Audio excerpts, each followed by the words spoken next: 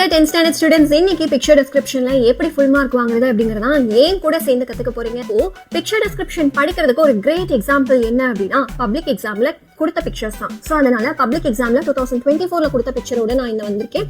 So இந்த பிக்சரை பார்த்த உடனே இந்த ஒரு கொஸ்டின் இருக்கும் உங்களோட கொஸ்டின் பேப்பர்ல. Look at the following picture and express your views on it in a paragraph of 5 sentence. இங்க பேராகிராஃப்னு கொடுத்துருக்காங்க, ஆனால் நீங்க பேராகிராஃப்ல எழுதக்கூடாது, பாயிண்ட் வைஸ்ல எழுதணும். சரியா? ஸோ இதுல எவ்வளவு பாயிண்ட்ஸ் மேம் எழுதணும் அப்படின்னு கேட்டீங்கன்னா, ஸோ இந்த ஃபுல் மார்க் வாங்குறதுக்கு 5 on 5 வாங்குறதுக்கு ஸோ நீங்க 5 பாயிண்ட்ஸ்ல இருந்து 7 பாயிண்ட்ஸ் எழுதினா போதும். உங்களுக்கு 5 மார்க்குக்கு தானே இந்த எக்ஸசைஸ். ஸோ 5 பாயிண்ட்ஸ் நச்சுன்னு இருந்தா போதும். இல்ல நீங்க இன்கேஸ் ரொம்ப டீடைல்ஸ் இருக்குன்னா 7 பாயிண்ட்ஸ் வரைக்கும் கூட போகலாம், தப்பு கிடையாது.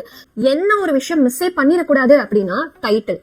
ஸோ அந்த போட்டோவை பார்த்த உடனே உங்களுக்கு எது டைட்டிலா வைக்கலாம்னு தோணுதோ அதை டைட்டிலா வச்சிருங்க. நெக்ஸ்ட் நீங்க எழுத போற ஃபர்ஸ்ட் பாயிண்டே திஸ் பிக்சர் இஸ் அபவுட் இல்ல திஸ் பிக்சர் ஷோஸ் இந்த மாதிரி வேர்ட்ஸ் தான் யூஸ் பண்ணணும். இப்போ நெக்ஸ்ட் 2, 3, 4, 5 இந்த பாயிண்ட்ஸ் எல்லாமே அந்த பிக்சர்ல இன்னும் கொஞ்சம் டீடைல்டா எதை பத்தி எல்லாம் சொல்லலாம். எத்தனை பேர் இருக்காங்க, அவங்க என்ன பண்றாங்க.